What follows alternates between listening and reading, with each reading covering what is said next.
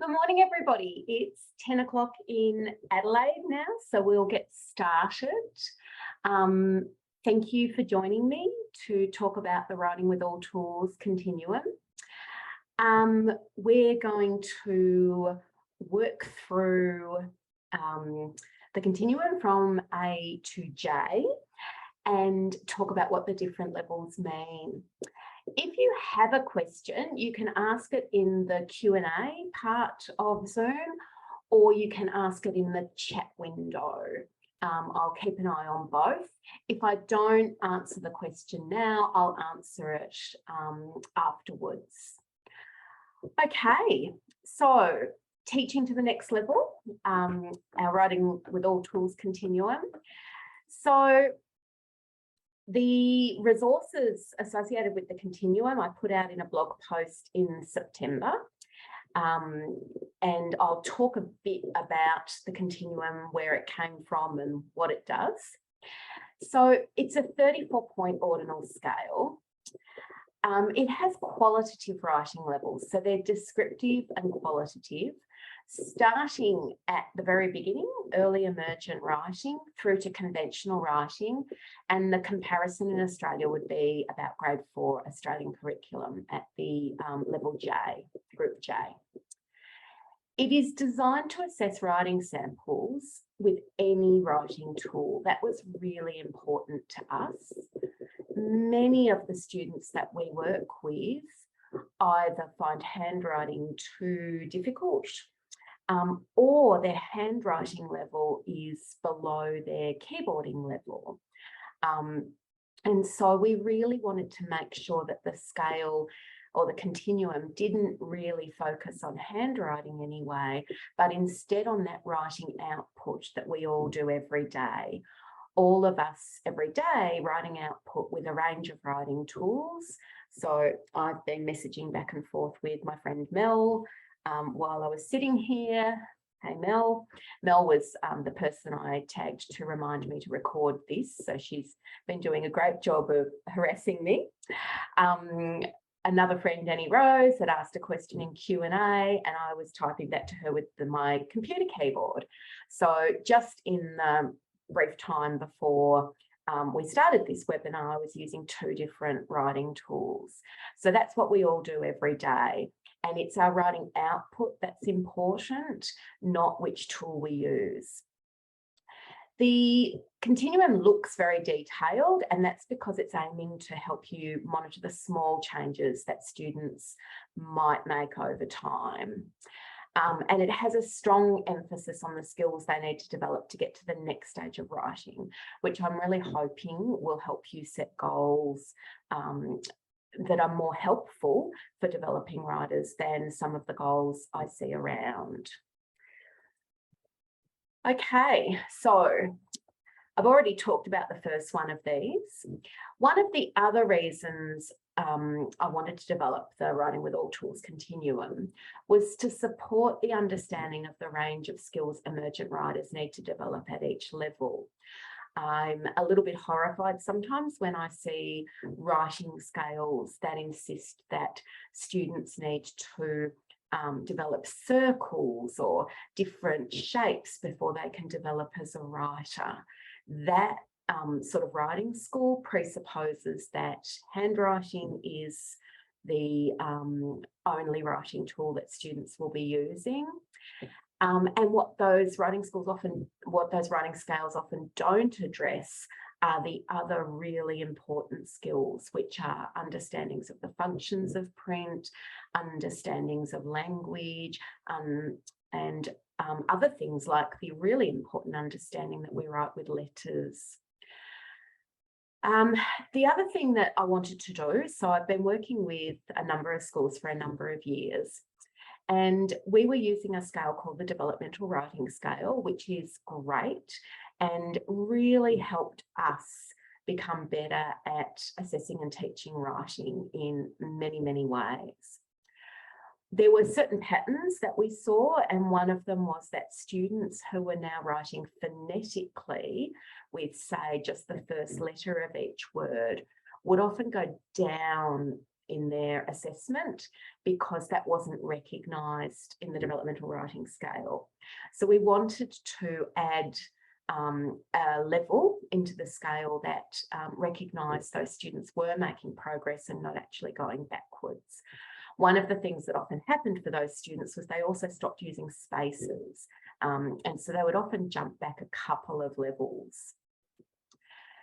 I really want to demonstrate the importance of ideas and language in writing development. Often there's a big focus on spelling or word order or formatting, but ideas and language are foundational. You can't write if you don't have ideas and language. And then the other thing that kept coming up when we did writing moderation was the difference in sentences. So a student might write, I like big dogs, and another student might write, dogs like Hondo are fabulous companions. They sit on my feet under my desk and keep me company. They're both good sentences, but they shouldn't be rated in the same way. Their level of complexity is completely different. And teachers found it really difficult that both of those students would end up with the same score.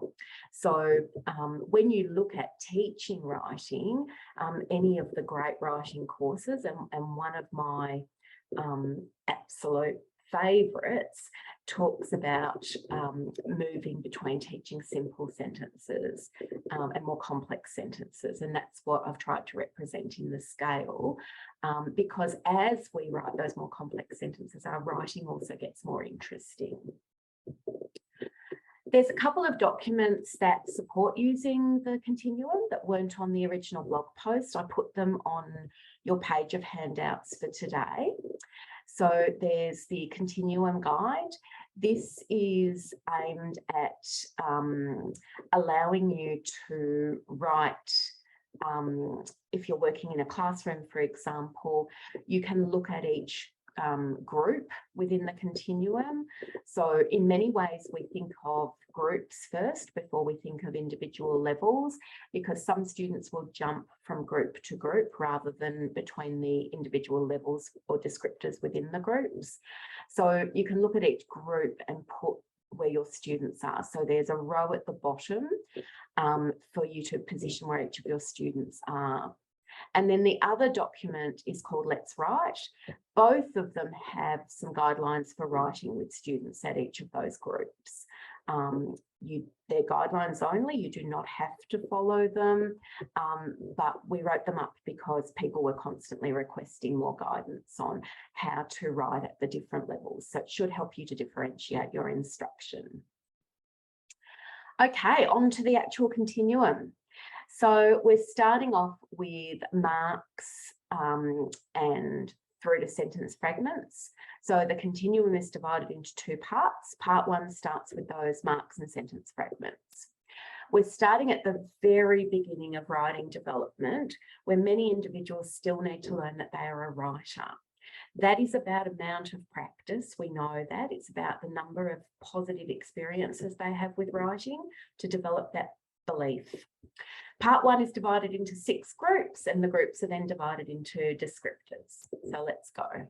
Group A. Group A is letters and marks. Students at A1 to A3 are still learning that they are a writer.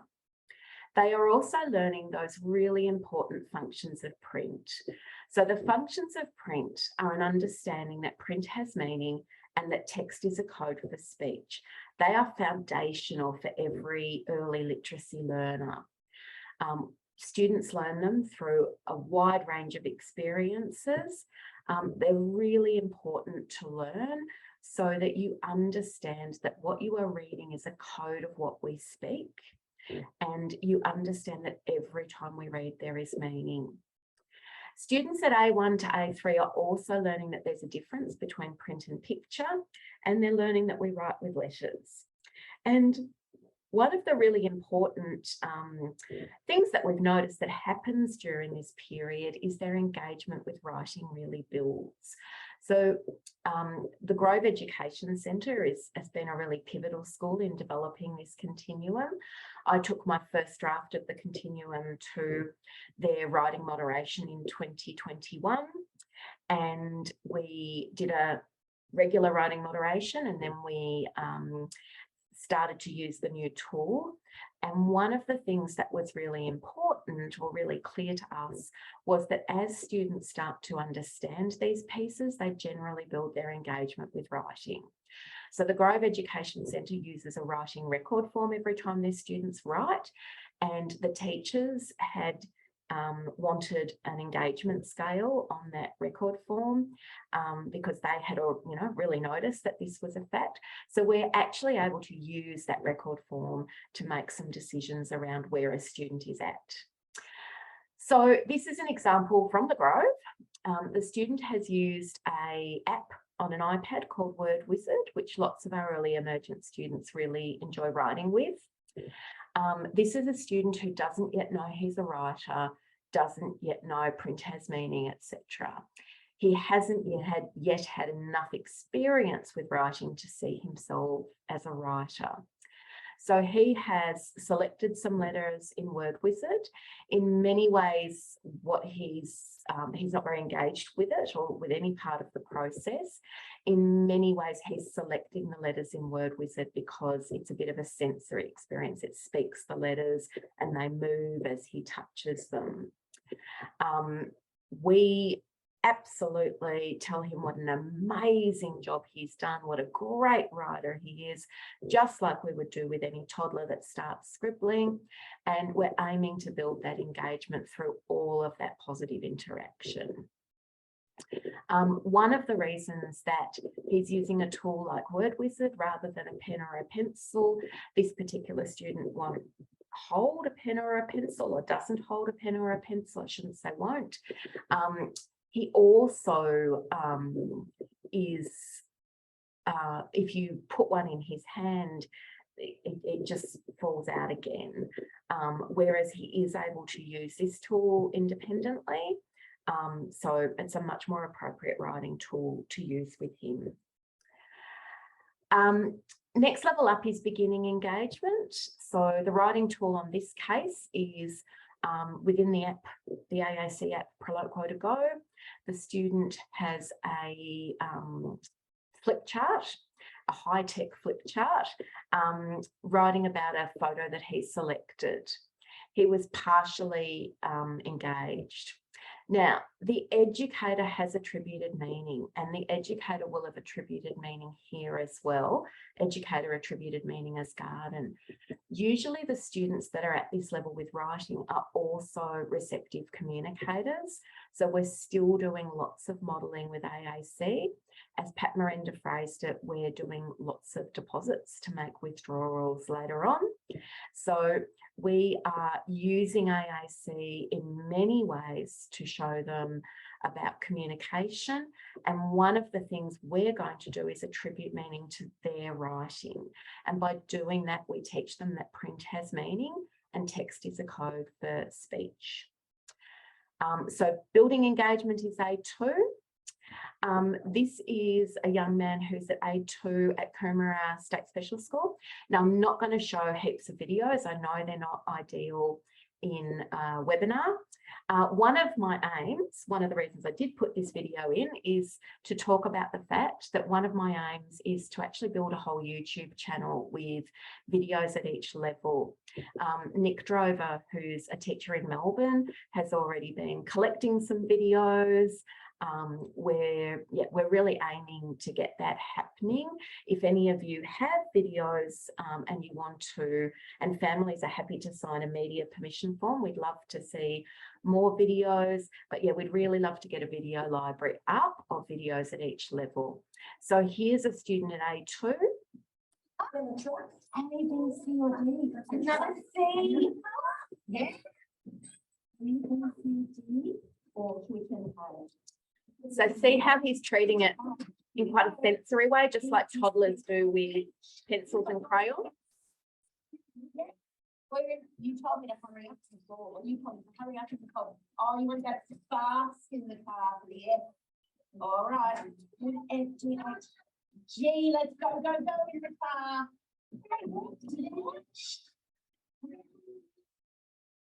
You said go. We've got the G, and I'm going to show you. I'm going to use the G2. G, O, 4, go. Okay. Short and sweet is often the way writing happens at these early levels. We just want that really positive interaction where they scribble, we attribute some meaning.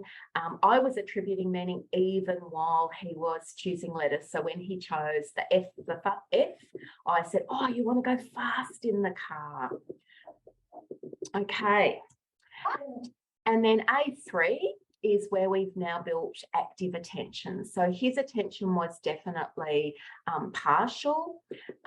Some of it was attention to, well, fair enough, me and his lovely teacher. But some of it was attention to his more the sensory aspects of his flip chart. And that is absolutely fine at this early level. We don't want the sensory to take over, so it just becomes a sensory tool. If we were worried that was going to happen, we'd probably change tool. And just as we write with different tools, students at this level can write with different tools as well. So this is an example at A3. The writing record sheet, which has been consistent with all three samples that we've looked at. I just want to point out the student at A1, it actually has got partially engaged ticked on this sample. 3 samples were submitted for the moderation, and overall, the other 2, he was not engaged. So that's why this student ended up with A1. The way that we do the writing moderation is we rate all 3 samples, and then the student is given and taught at the lowest of the 3 levels. We're very aware that students may do better with favourite topics, etc. So we really want to see where their base skill is in writing and teach to that level. So then we have partially engaged ticked on this record sheet and fully engaged ticked on this record sheet. So this student has chosen the picture, chosen letters, and the educator has attributed meaning as sheep and pig, helped by the fact that the student had selected a couple of S's and a couple of P's up in the letters that they generated. And this student used a low-tech flip chart, just like the student in the video before. So for students at A1 to A3, we have certain learning goals. Number 1 is developing a belief that they are a writer. That's really foundational for becoming a writer. We teach them they're a writer by constantly telling them they're a writer and constantly commenting really positively on all of the different writing that they do. Through all of their literacy experiences, not just writing, they learn that print has meaning and that text is a code for speech. They learn the difference between print and picture. They build their engagement with writing and other literacy activities, and they learn that we write with letters. I'm not going to read through the guidelines. They're on your slides. They're on Let's Write. They're on the Writing Continuum Guide for Teaching. So they're all over the place. But probably the most significant part at this level is we tend to just get straight into the writing. We just get them to choose letters. We frequently write about the activity they've just done, not necessarily them choosing a picture to write about. And we do the attributing meaning. And that's pretty much what this language generation slide says. So on the full Writing with All Tools Continuum, there's a separate table talking about language generation, really wanting people to recognise that writing is also a continuum about learning to tell more complex narratives and learning to construct more language and use more ideas. So at this very early level, it's the partner who does that. And then that's the group of emergent literacy activities we would want to see a student at this level doing daily. Okay, moving up to A4 to A6. Now, Group A is the only group that I divide into 2 kind of sections.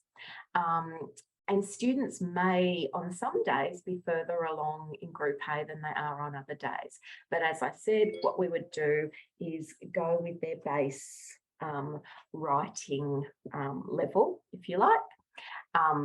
And that's where we teach to. So students at A4 to A6 are seeing themselves as a writer. They're attributing their own meaning to their writing. They're identifying in a book. If you ask them, if you have a children's picture book and you've got picture on one side and text on the other, they can show you which side we read. They're aware that we write with letters, and if they're handwriting, they're generating letter strings, and whatever writing tool they're using, they're generating letter strings. So now we have a student at A4 to A6. They've got active attention. The big difference with A4 is they're probably still generating just a really short letter string. And so they're fully engaged. They have all of those understandings, and they've started attributing their own meaning. In this particular sample, the student has attributed his own meaning using multimodal communication. So he's pointed to the dog in the book and then pointed to his own legs. At A5 is a level that many neurotypical kids go through, and so do all the different kids we work with. So it's where writing becomes almost stylized. So it might be that the student starts writing mostly with letters from their name, or they might write in alphabetic order, or they might write A 7 times and then J 7 times and then N 7 times. So it's kind of a delightful stage for many because they really start to learn and understand that they have control of these letters. Sometimes we have students that do this because it suits their sense of order, and that's something where we have to do a little bit of sabotage sometimes, but generally it's not something you have to worry about massively until it's been happening for a really long time. So students at this stage, they're attributing their own meaning. So the student, well, they're translating their writing rather than attributing meaning. So the student translated this as meaning can. He used Proloquo to go, he used a low-tech alphabet flip chart, and using Proloquo to go at the end, he told us his writing meant can. Now we have students writing with different letters. This particular student has still done a few G's at the beginning. Was that a fluke because it was giraffe? Who knows? Certainly we would have given him heaps and heaps and heaps of reinforcement for the fact that he was picking a G to start with. The student has translated the writing as giraffe, elephant. They've selected 6 or more different letters out of order, and they've had continuing attention, interest and engagement. The other thing that happens at A4 to A6 is if the student is writing on a flip chart, they start to become really interested in what we're writing down over here as they're writing, or if they're writing on a keyboard. So this particular student wrote on an iPad with the Notes app. They're also really interested in what's happening up on the screen. It's no longer just about choosing the letters. They're really interested in their own written output as well. So this student ticks all the boxes for A6.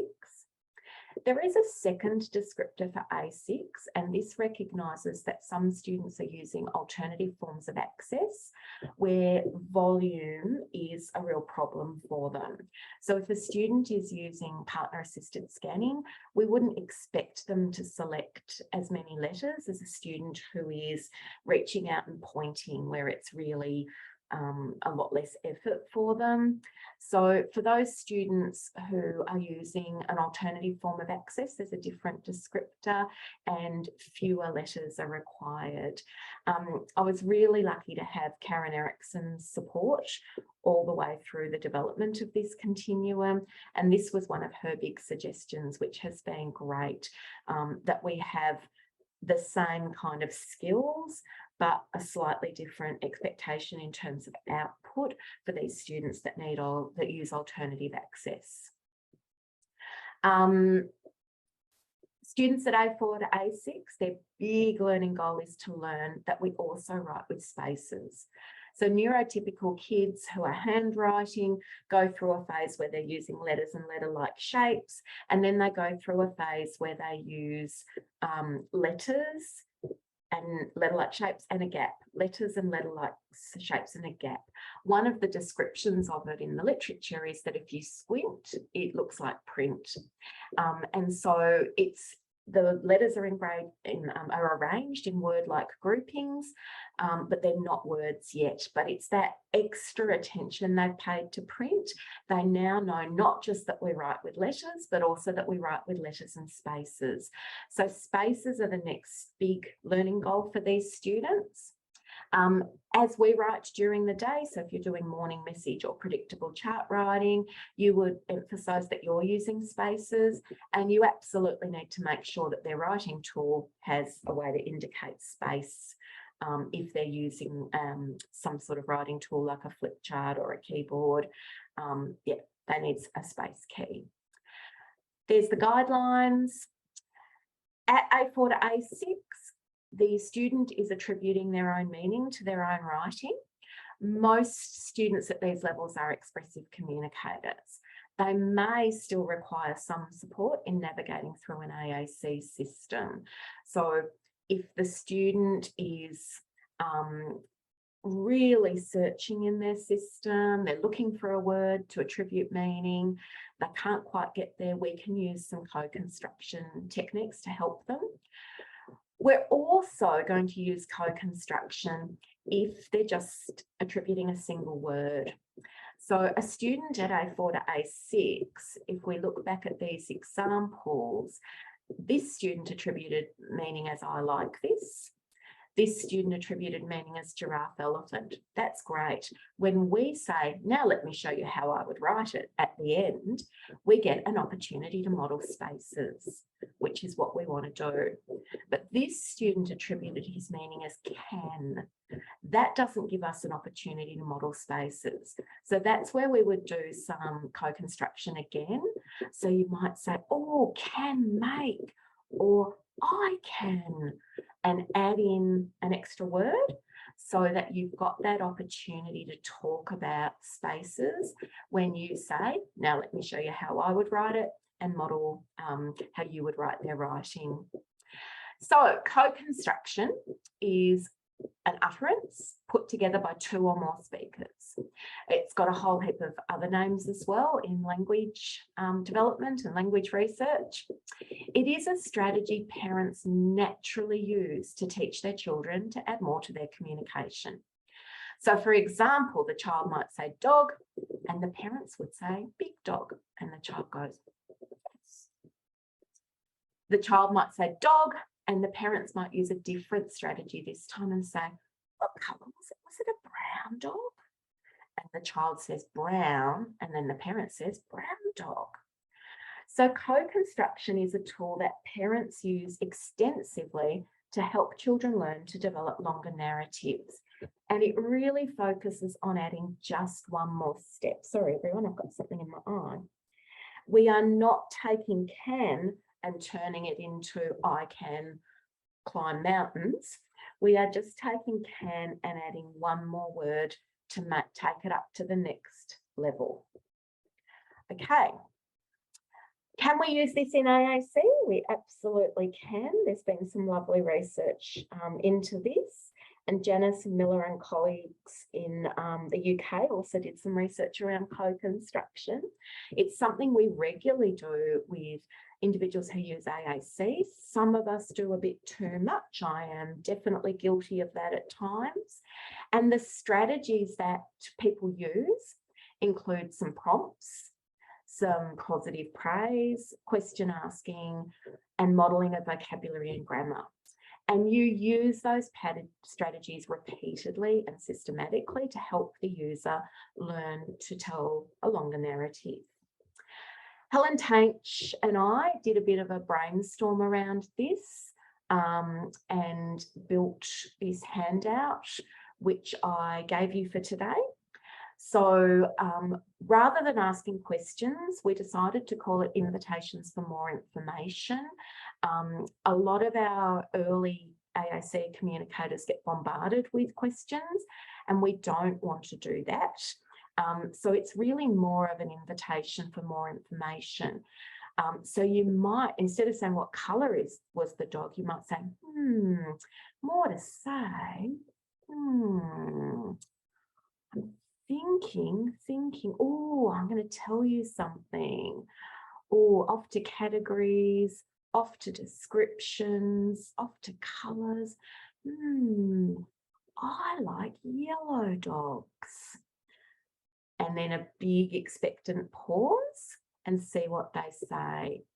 So keep your invitations for more information at the beginning really general. So it might be tell me more.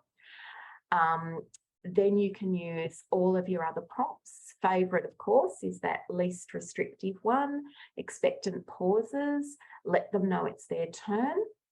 Some of the other prompts that we can use is helping them by navigating to an appropriate category in their AAC, or simply just gesturing to their AAC to say, maybe you could tell me something more using this.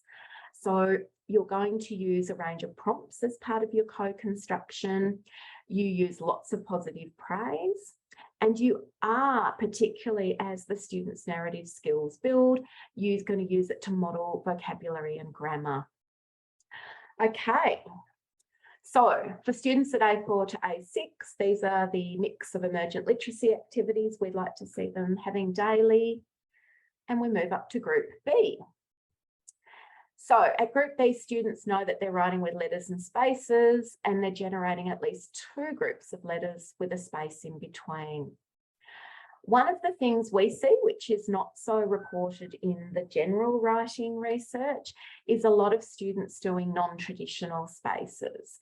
I don't know whether this is just because it hasn't been reported, or whether it's the way we're heavily modelling and talking about spaces, but we do see a lot of students when they start using spaces, where they initially do spaces in a non-traditional way. So they'll do the letter A and then a space, and then the letters E, F, G, and then a space, and the letter L, and then a space. In this example, the other thing we see is students who do 26 letters and then a space, and then another 15 letters and then a space. So we've defined a letter-like group further on, but this first level is non-traditional spaces. So the next level is B2. And this is where they're doing 2 or more word length groups. So we've defined a word length group as between 2 and 9 letters. We looked at quite a lot of samples and made judgments about what we thought was a word length group. I've just got to tick that off as done. There we go. Yeah, that's our word length group. And then the next level up is for those students using alternative access. So again, don't need to see as many letters in the word length groups, but we do want the letters to be out of order. So we don't want a student doing F, F space, G, G, G. That's probably a student who's more back at level A and perhaps has used space without understanding about using spaces, or maybe is back at B1. Letters and spaces with 3 or more word length groups. So what we often see in the beginning is the student will do 1 word length group, a space, another word length group. And because we go, oh, wow, you used a space, and all the things we do as a great writing partner, they think, oh, job done. And then they start to realise, actually, print has lots of these groupings and I need to do more of these. And again, we have a different descriptor for those students using partner-assisted scanning. Our goals at level B differ slightly depending on whether you're at B1 or B2 and B3. At B1, we're really sure that students are still learning to use space as well to create word-like groups. They're doing those different looking word-like groupings, and so we would continue with that goal of teaching spaces. At B2 and B3, their next stage would be that they move on to using phonetic spelling or real words in their writing. So these students need to develop an understanding that we think about using specific letters when writing words. So in our morning message and our predictable chart writing, we would be modelling, oh, I'm going to write dog. I sound like I'm obsessed with dogs. It's actually because I am. I'm going to write dog. Oh, I can hear a sound at the beginning of dog. Oh, I can hear a D. We'd really focus on initial sounds at this point. We'd make sure that these students are participating in onset rhyme and other phonological and phonemic awareness activities. So they're getting some explicit instruction around that.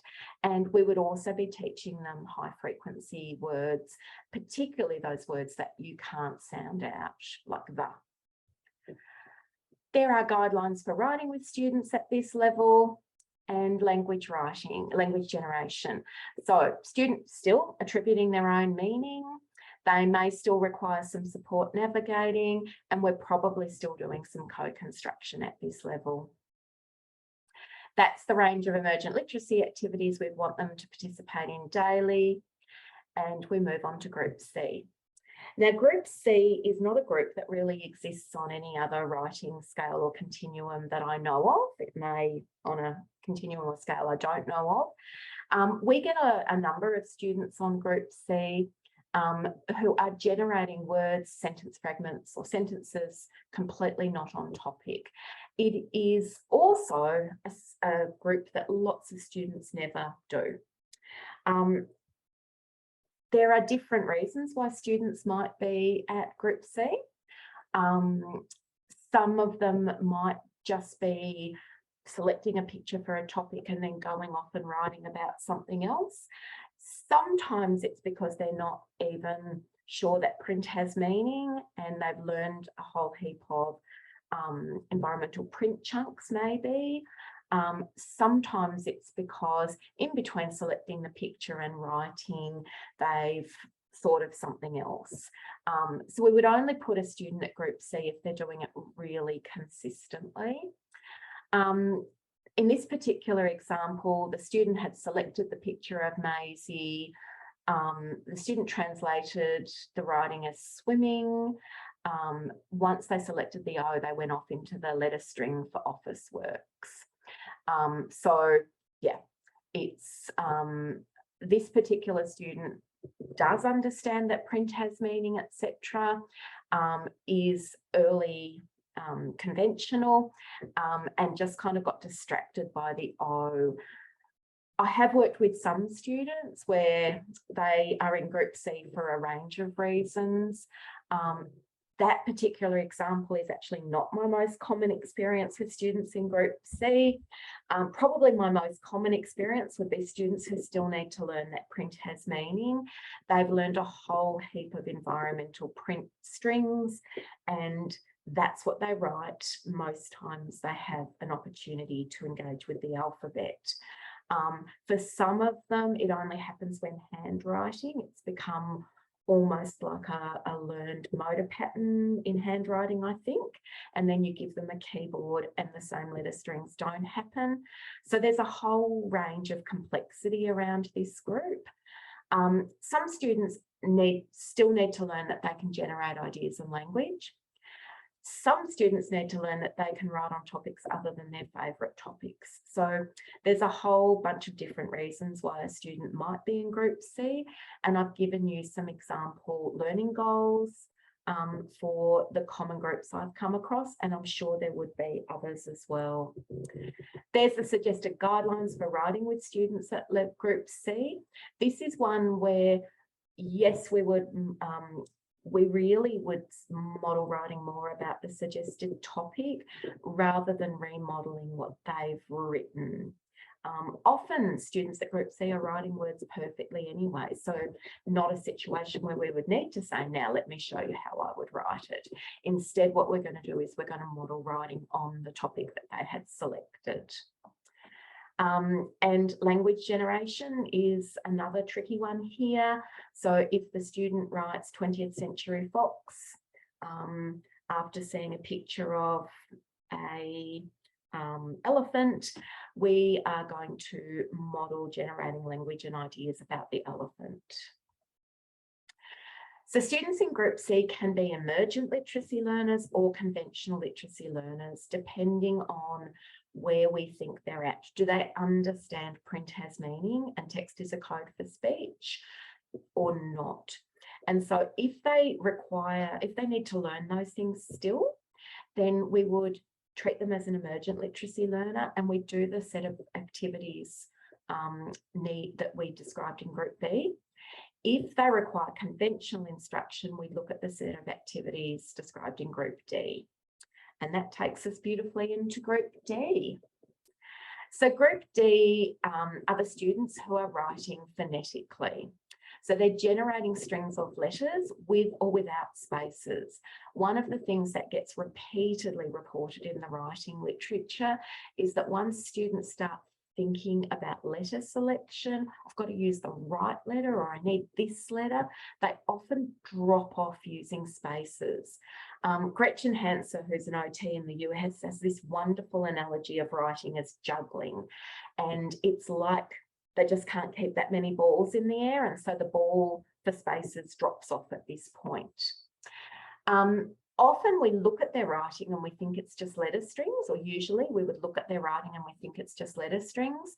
But when they explain what their writing is, we can see that they're phonetically representing quite a lot of the sounds in their intended sentence or meaning. So this is a student who's mostly just doing initial sounds in words. This is the string that he wrote. He's still using spaces. After he'd written it, he explained to the teacher that it says Pete the cat was in the swimming pool. And once he's done that, you go, wow, look at all those great sounds he's got. So we've got PT for Pete, we've got H for that, which is odd, but that is a very difficult phonetic word.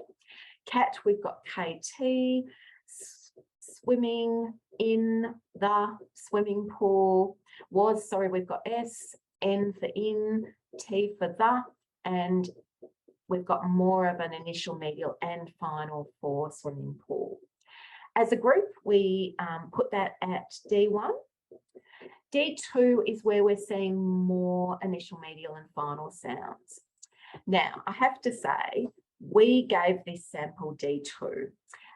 Every group that does moderation, it's, a discussion. We gave it D2 because the student was trying to write butterfly, yellow, orange. And so absolutely lots of initial, medial and final sounds in there. I had someone point out the other day that there's actually a complete word in there. So I'm going to change this as an example of D2. I've got some other samples that I'll change it to. But yeah, as the group on the day in moderation, we gave it D2 because we thought that was the best representation for this piece of writing. And when we get to moderation at the end of today, you'll see what I mean. Okay, so the goal for students at Group D is now to learn to write one good simple sentence independently. It's going to take a while and there are a range of intermediate goals. So it might be, if they're only using final sounds, to have a goal about using, if they're only using initial sounds, to have a goal about using final sounds or medial sounds or both. We might have a goal about them using some of the sight words they developed. We might have a goal about them generating a partial sentence or a partial or a complete sentence. And as a teacher, you are now doing mini lessons before the students write. So you make sure you model writing one simple sentence, and your mini lesson would focus on that.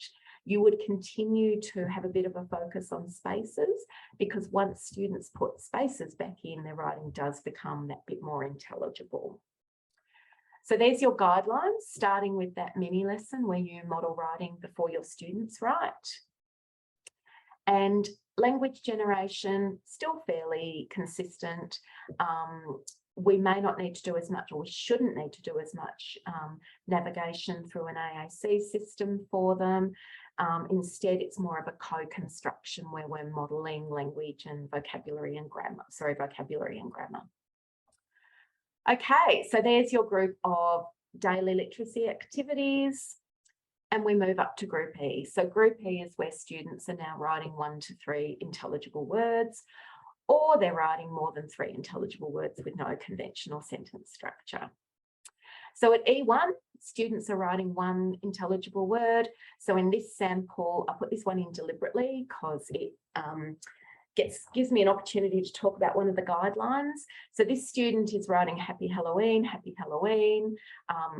Very similar time of year, a year ago, she wrote this, and she has written the word happy twice. If it's the same intelligible word more than once, it still only counts as 1 intelligible word. E2 to E3, so we've got 2 to 3 intelligible words now. Again, I've used this sample deliberately. If a student uses A or I, the word I, it needs to be separated by a space to be considered an intelligible word. If there's no spaces around it, it would be too easy to write A or I as a fluke. So because this student has written the word A intelligibly, and done a space after it, it counts as one of those intelligible words. And then we have a group of students who write more than 3 intelligible words with no conventional sentence structure. It's almost like a list. It's often a list of what they can see in the picture, but not always. So this student has written 101 Dalmatian, which of course is also in print, that's also in the photo. And then they've written book, fire, basket, stick, which are all a list of things in the picture. Group E, their goal is still 1 good sentence. Here's some of the goals, the smaller goals that you might do, and your mini lessons still focusing on writing 1 simple sentence and using spaces.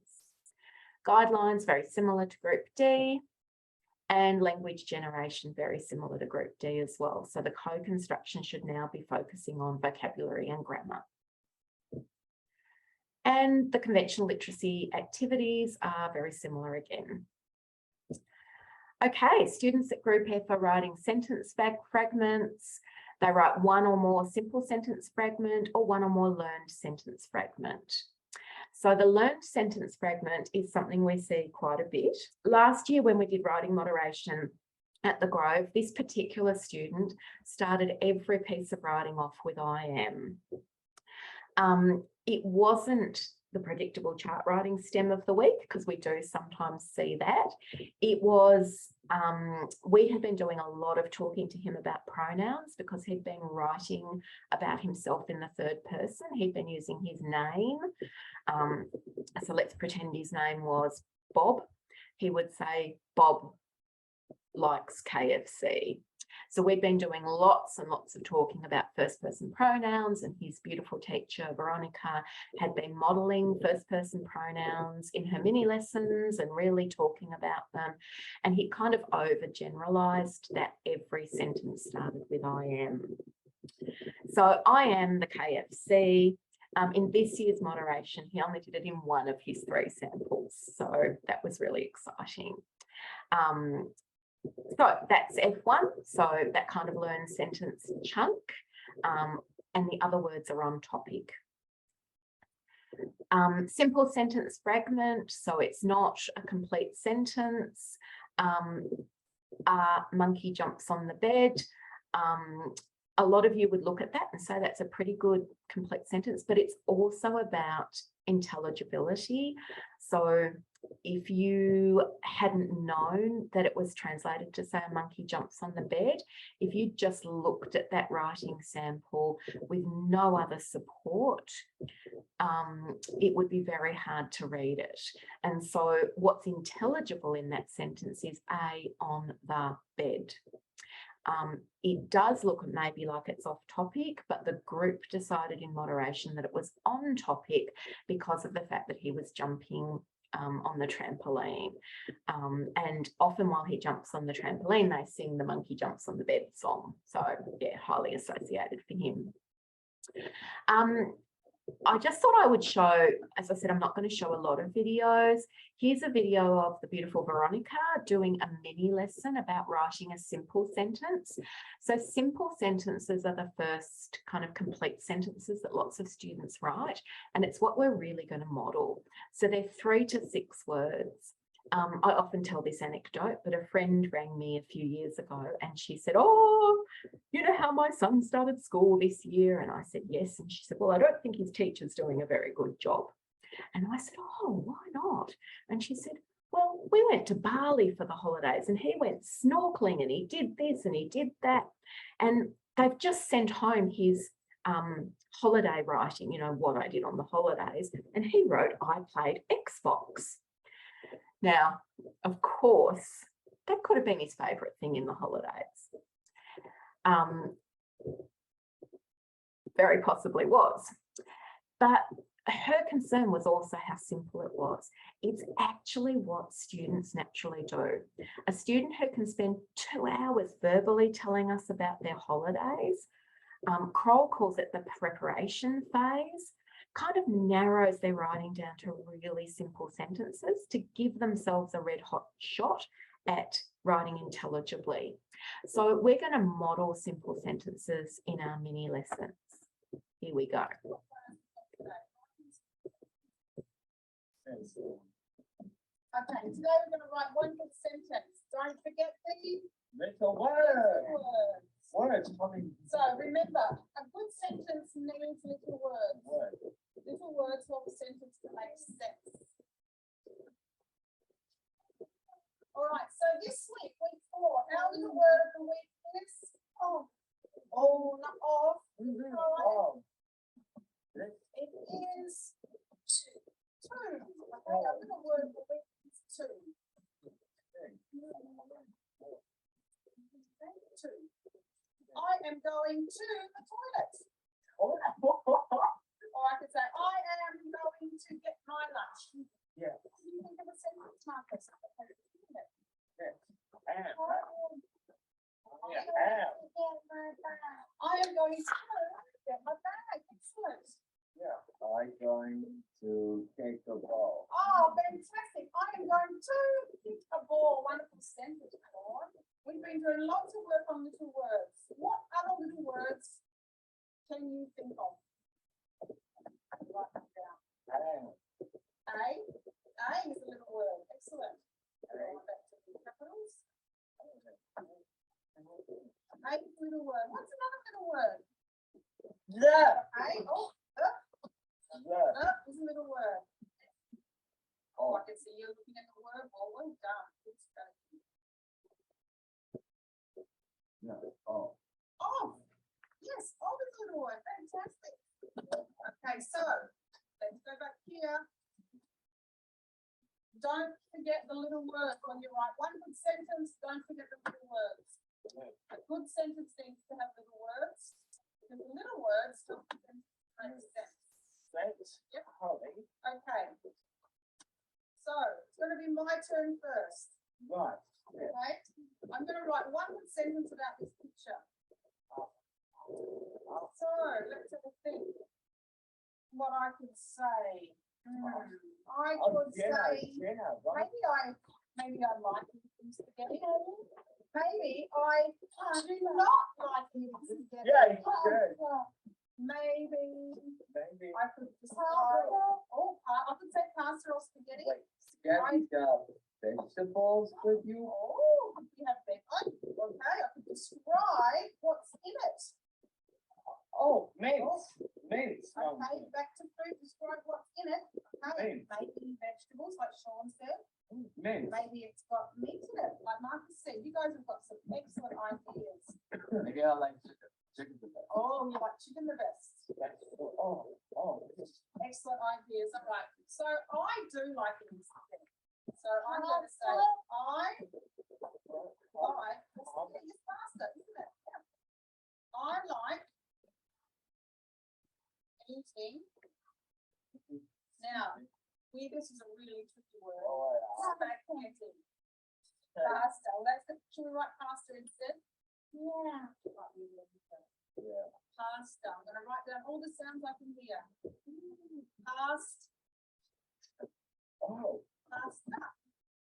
oh, Pasta. I like eating pasta and and what's your meatballs.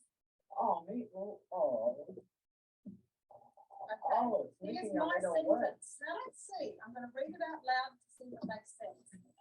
I like eating pasta and meatballs. Oh, Does that make sense? yeah. Yeah. Yes. Now what happens if I take out, Oh, I'm going to take out my little words. words again. Oh, Maybe you can take out this little word too. oh, one thing. Now I'm going to read my sentence out loud. If it makes sense.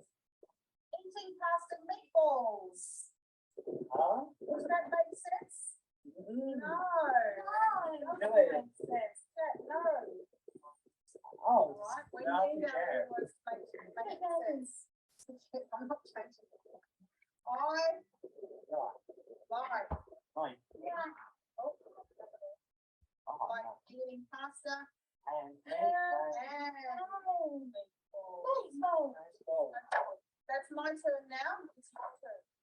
Okay, so you're going to write one good sentence about that picture. Yeah. When you're finished, you're going to write one good sentence about this picture. Right. Okay, so start with this one. yeah. Okay, yep, Yeah. that good little word. Nope. Okay, I want you to keep going. I'm going to come back and check in a minute. Okay, Sean. Oh, good. Oh, The man. it's holding a burger. Excellent. All right. The man. What's next? It is. Excellent. Write that down. All right. So, Marcus, have you put, we're going to use this editing technique like we did yesterday. Okay, so when you're writing, you printed it, you're going to give it a tick. We haven't stuck it in yet, so we're going to do something different. So, first thing I want, this is what I want you to do, read your sentence out loud, does it make sense? So the first one, this one. And then a burger. Does it make sense? Yeah. Yes. Do you need to add any little words? No, you don't. No. Okay. All right. So that one's really good. Okay.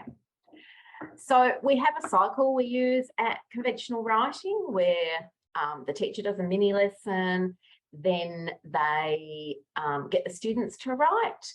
Veronica had a few students writing at once. A couple of them didn't need any support for her around generating ideas and language. A couple of them needed different levels of support, so she moved around. The one who needed the most support was the student she went to first. She moved around while they were writing, and then she came back and had a little conference with them at the end of their writing and talked about things. Now, she's got a whole group of students who have written partial sentences basically the year before. And for nearly all of them, the partial sentences were because they were missing little words.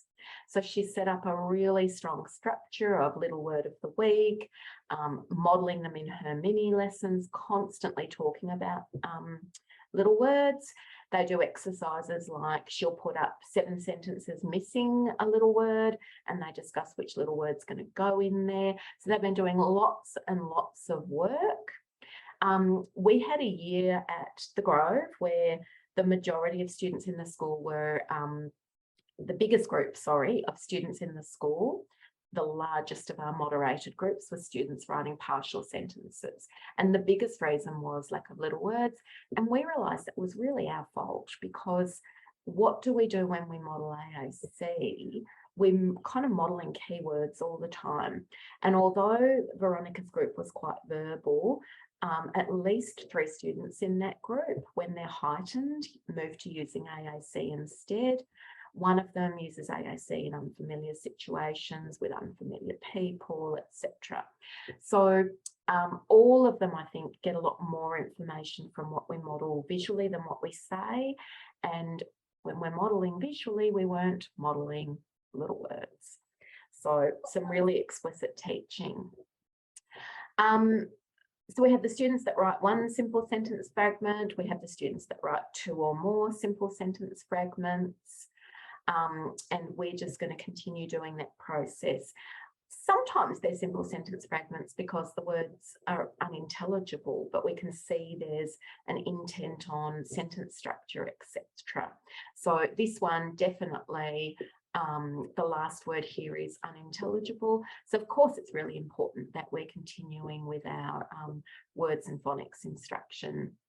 So overall goal is still one good sentence, one good simple sentence. Level appropriate goals might be some of these.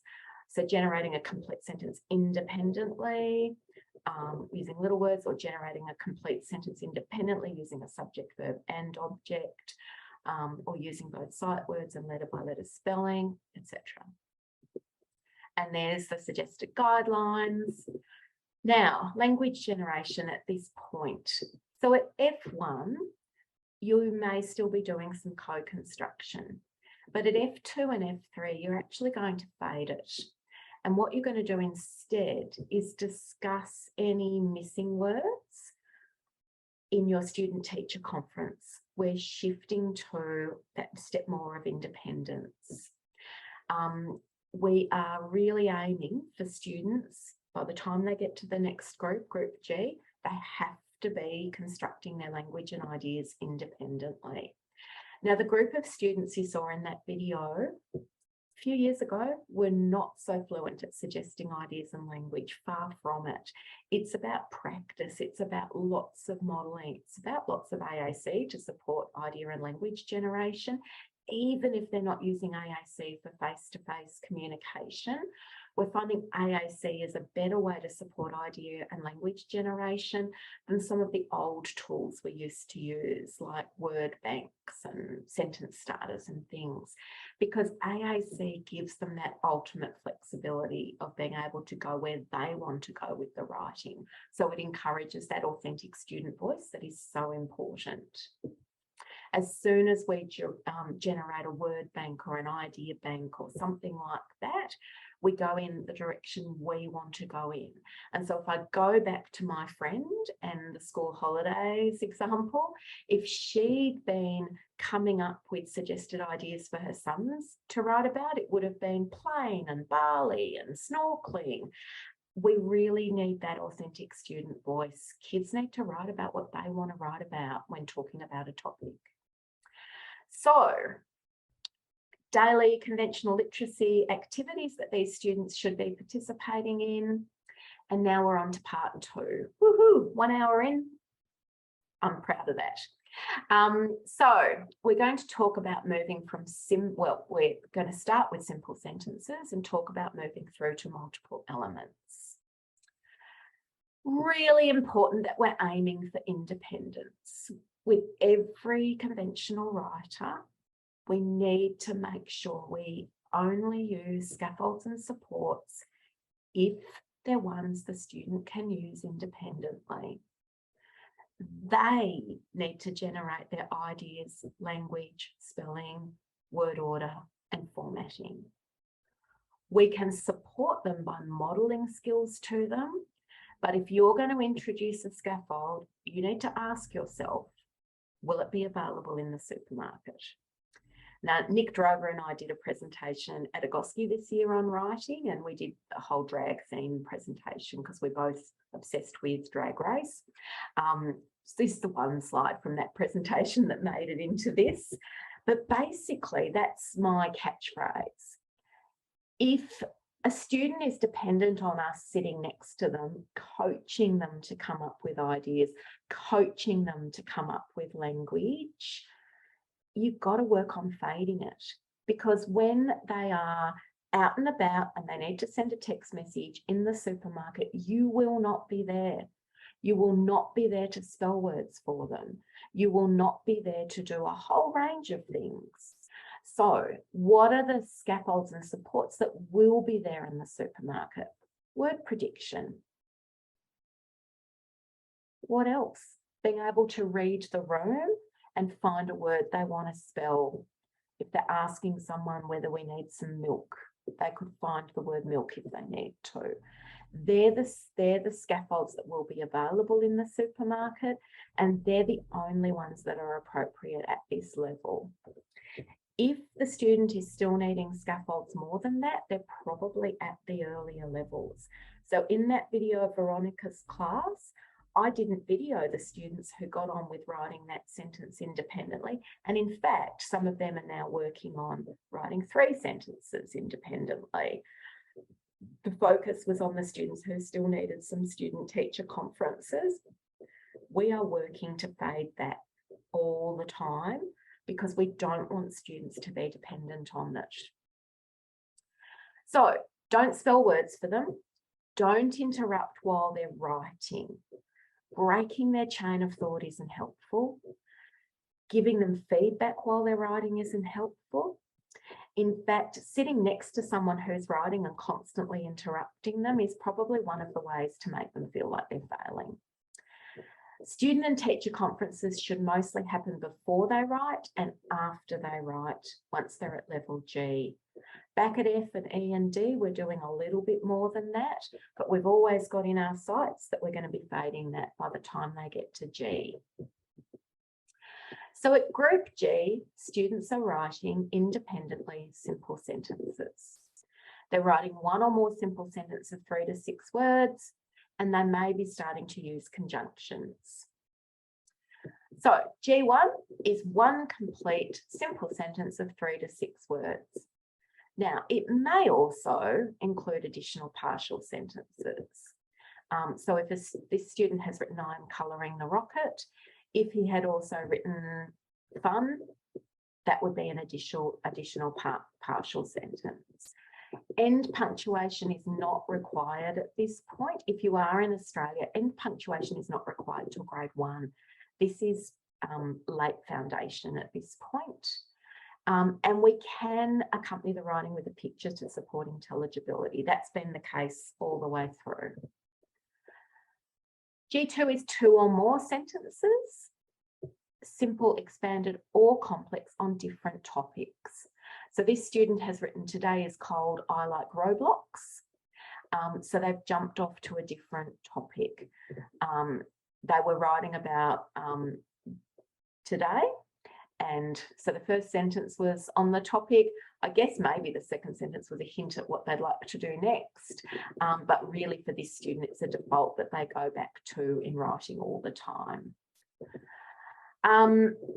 2 or more simple sentences of 3 to 6 words on the same topic with no use of conjunctions.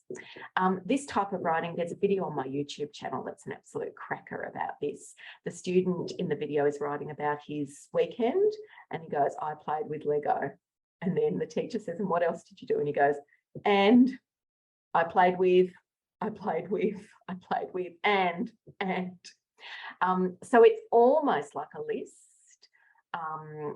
It's on topic, but it's almost like a list with repeated kind of sentence stems coming up again and again. So very simple, not very interesting writing, and no use of conjunctions. This student hasn't yet learned that he can write, "I am doing maths and counting." He's just writing sentence after sentence. So the student in my YouTube channel who's doing this is actually at a higher stage because he is using conjunctions. So picture can still be used to support intelligibility. Punctuation still isn't required. So you can see it comes and goes in this sample. And additional partial sentences can be in there as well. Now we've got students writing 2 or more simple sentences of 3 to 6 words on the same topic with 1 or more conjunctions. May also include partial sentences on the same topic. Now I do have some slides coming up on conjunctions, but I want to talk about it while this sample is up. So all of us, I think, know that conjunctions are words like and but and however. I didn't clearly understand till I learned more and more about writing that in writing, conjunctions are also considered to be the use of a pronoun to talk about a word that was formerly a noun in the writing. So where this student has written, I like red pandas, good, complete, simple sentence. Pandas are playing with hands up. Have a debate about whether that's complete or not, but it's pretty good. Pandas are waving hands up. They like swings through the trees. The moment she converted from pandas to they, she's actually used a form of conjunction. You don't have to keep listing pandas. You can now use a pronoun to refer to them. So that's why this sample scores as using one or more conjunctions. So conjunctions are used to demonstrate how ideas are linked or how ideas can be contrasted. And there are many different conjunctions in English, and I've done a list of common ones there. And then that other way the writer can indicate linking ideas is to use a pronoun to refer to a noun that has already been mentioned. And yet again, I've done a dog example because apparently I'm obsessed with dogs. And for the purposes of this continuum, this is considered a conjunction. So the learning goals for this group is to learn to expand on their simple sentences, write the next level up, which are called expanded sentences, or even the group beyond that, which are complex sentences.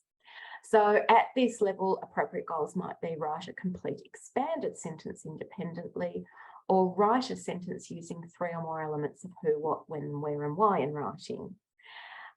Mini lessons at this level would focus on writing more. Writing is about telling stories, so it's not just writing more.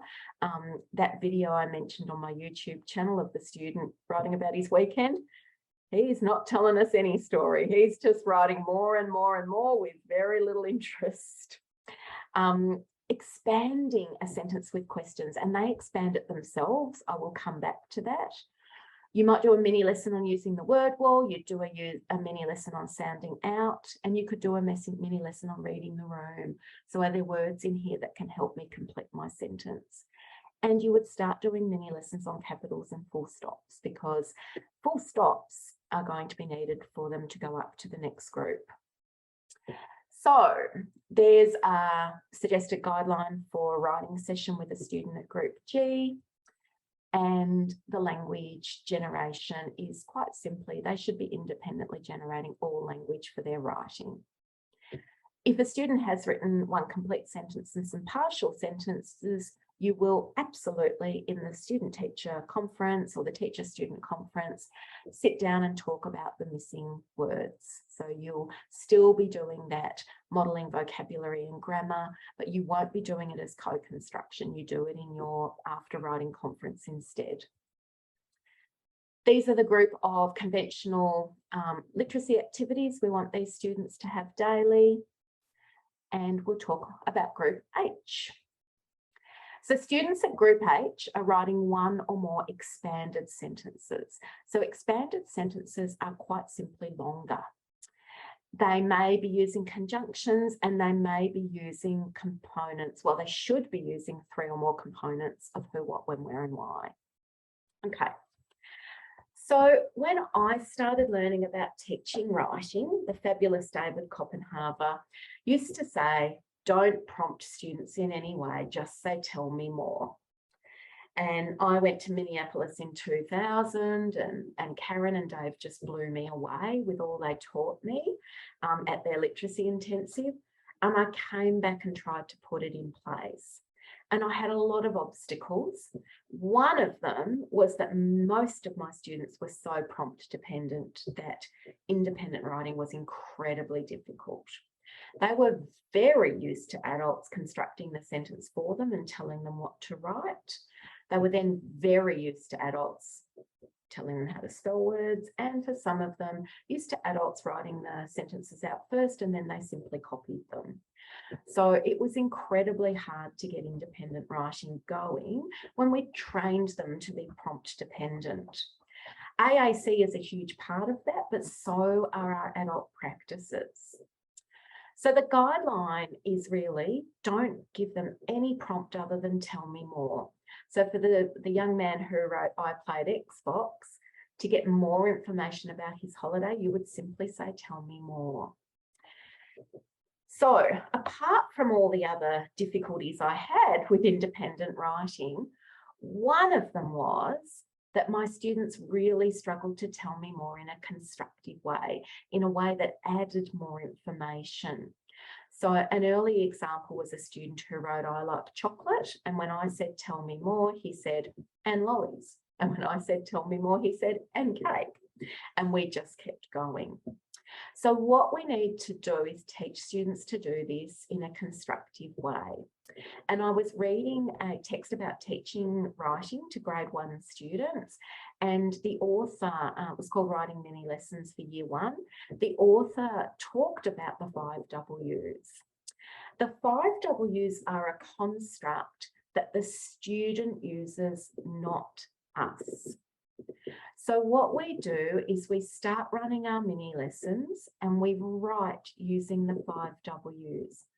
I am going to write about this webinar I attended this morning. I'm going to write about who was there, what we learned, when it happened, where it happened, and why I went. Now, I have expanded each of those. Who was there? I expanded it too. We do not do that for students. Instead, we teach them that who is a question they can ask themselves to think more about the topic. So instead of just writing, "I went shopping," you can write, "I went shopping with Mum." And then you can think about what. Now, what could be what I bought? What could be what I thought about shopping? What could be what I didn't buy? What can be a whole range of things. So we do not get more specific. We leave it open at what, and we get them to start thinking about it. And we're modeling it again and again in our mini lessons. One of the important things about mini lessons is there's research showing that if we think aloud about being a writer, what part of who am I going to write? I could write about who I went with, but actually I saw someone when we were out shopping. I'm going to write about who I saw. So doing that modelling out loud helps students learn how to think like writers. So during your mini lessons, you're going to do all of that. And then they use the 5 W's to prompt themselves. We don't make them more specific, we keep them broad, and we encourage the student to check them off. I have a really beautiful video of that happening that will get shared on that YouTube channel. So we move into a level where a student is now writing one or more expanded sentence on the fragment on the same topic. So often when students go to expand their sentence level, they go back to writing sentence fragments. H1 we've defined as having no use of conjunctions. So this student has moved to writing, "I am got the paper wings in the hall." Lovely partial expanded sentence or sentence fragment.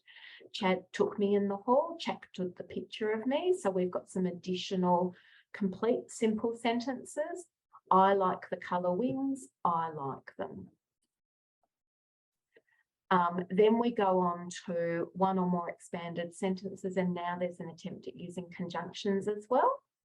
One or more expanded or complex sentences on the same topic. I will say that video and other videos are what I'm aiming to put up when I create a Writing with All Tools Continuum YouTube channel. So they will be going up there. I'll start off with the group of videos I already have. I probably won't get to it till December, but I'll start off creating that channel with the videos I already have, and then aiming to get videos for every level, and not just of students writing, but also of teacher mini lessons when we get to D and above. So next level up is the students who are writing expanded or complex sentences, but there's limited organisation. So they're trying to write more, but they're struggling with kind of keeping it together. So it's not really very coherent. So on the weekend, Percy went on an adventure to McDonald's on Logan Road. So Percy was a made-up character at the beginning of this, and then he forgot he was writing about a made-up character, and he went to We went to get cake for 7th of March 22 on school day. Dad nearly had a crash on Wednesday as well. I felt happy and sad. So we've got one good expanded or complex sentence. We then kind of jump topic a bit, jump topic again. We've got some partial sentences or simple sentences in there as well. So it's really the writing where it's a bit disorganized or disordered, and it's hard for us to understand the overall meaning because it's not very cohesive or coherent.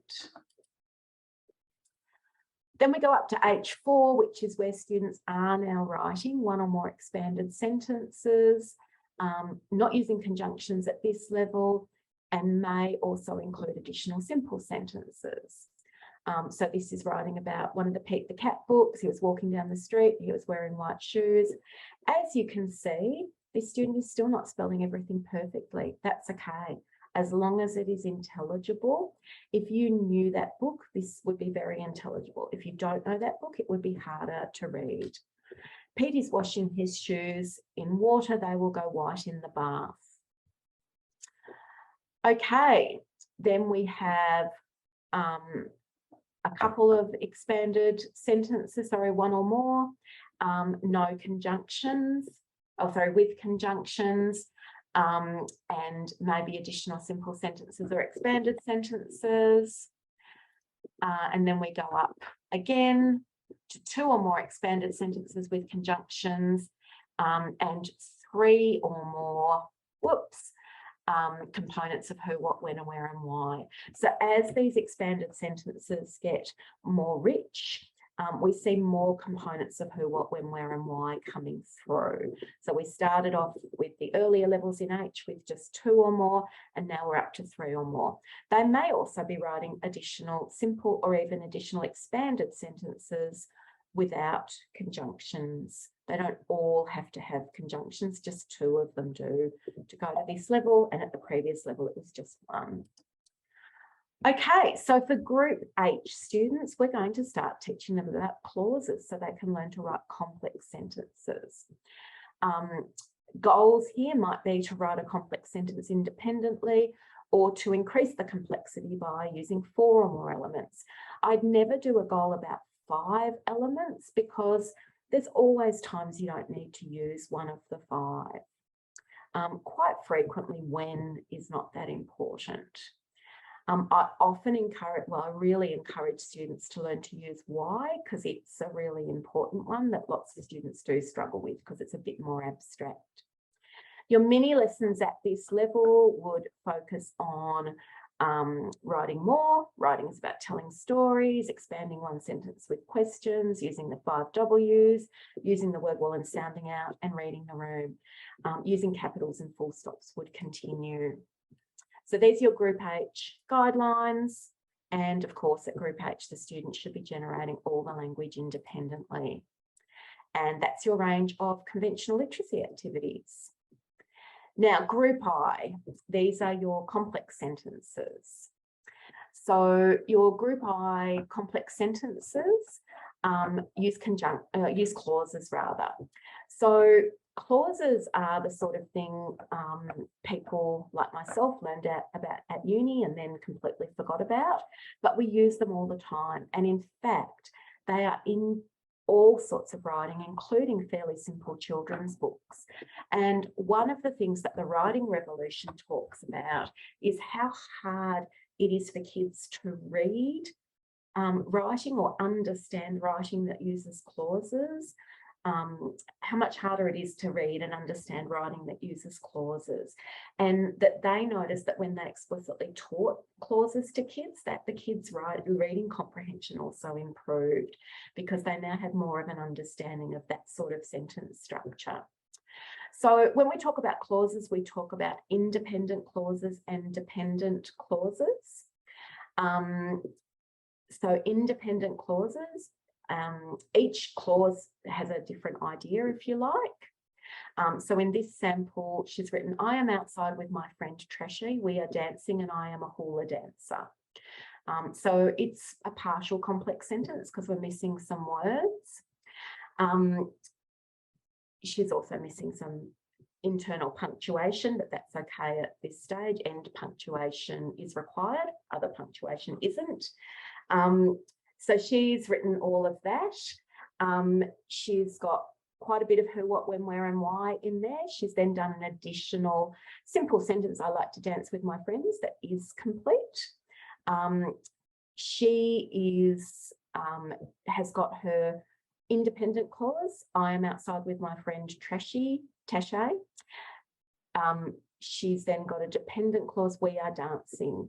It actually would stand as a sentence on its own, so you could say it's an independent clause as well. And I am a hula dancer. All of that kind of depends on having the whole sentence there to really understand it, especially with the way she's used the word and. So it is a nice complex sentence. It's got more than 2 clauses in it. And the writing is becoming much more interesting to read as well. One complex sentence with 2 or more clauses. I go to the beach with Mum and Casey. So I go to the beach is the independent clause, doesn't need any other explanation. With Mum and Casey is the dependent clause. You need the first part to understand it. So really nice. I go with swimming. It's really a sentence fragment. I'm making the sandcastle also a sentence fragment. This student has made a big jump moving up to using clauses, and we often see some of the other stuff kind of drops off a little bit as they make those jumps. Then we've got 2 or more complex sentences, each with 2 or more clauses and use of conjunctions. 4 or more components of who, what, when, where, and why, and may include additional expanded or simple sentences. So we just keep increasing the complexity. So at Group I, they're learning to write more using 2 or more elements, each outlining a different area of the overall topic. For students at this level, we might have goals like using simple, expanded, and complex sentences to vary their writing and engage the reader. So moving between the different sorts of sentences. We might do things like the student will learn to outline a topic before beginning, planning to address 2 or more elements of the overall topic and researching information about those elements. Many lessons at this level focus, of course, on clauses plus any of the other earlier skills that they need.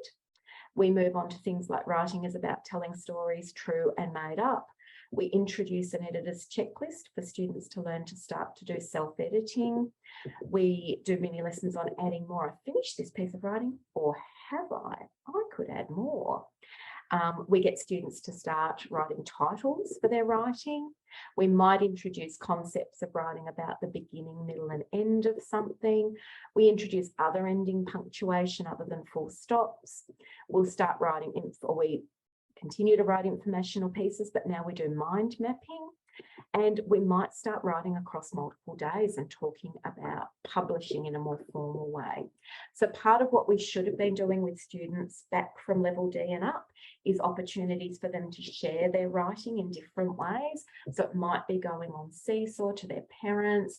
It might be publishing it in the school newsletter. It might simply be standing at the front of the classroom and sharing it with their peers. But however they share it, we build that in from Group D and up. And now we might talk about publishing their writing to the class library or publishing it to the school library. So here's guidelines for writing with students at Group I. And of course, language generation should be completely independent. And they're your conventional literacy activities. And then we move up to Group J, which is the final group. So at this level, your mini lessons can become very long. So you might prepare the writing ahead of time. If you're going to ask the student to write about Wales, you might pre-write 2 paragraphs and then write a 3rd in front of them. Or you might prepare all 3 and spend your mini lesson talking about how each paragraph or element addresses a part of the subtopic, a subtopic each. I just want to say up front, paragraphs are a piece of terminology that we use. It doesn't mean it has to be literally laid out as a paragraph. So I've gone ahead with using the word element most of the time, but that's essentially what I mean. A paragraph traditionally is almost a sub-element or a sub-thought, and that's what we want to teach students. And if you're writing across the week, you might follow a model like Monday, let's set the topic. Let's brainstorm about it as a group, try and, as a group, generate as much information we know about this topic as possible. On Tuesday, the teacher would model writing a first draft, and so do the students. On Wednesday, the teacher would model adding to the first draft and maybe writing a second draft. On Wednesday, you would review the second draft with student-teacher discussion and kick in the editor's checklist. And on Friday, you would publish it. And if needed, you might, select a title and write an about the author page. Here's a pretty typical grade 1 editor's checklist. There are, of course, more complex editor's checklists as students learn to write more. We're actually up about grade 3, grade 4 at this point, so you probably want to be using one of those more complex editor's checklist.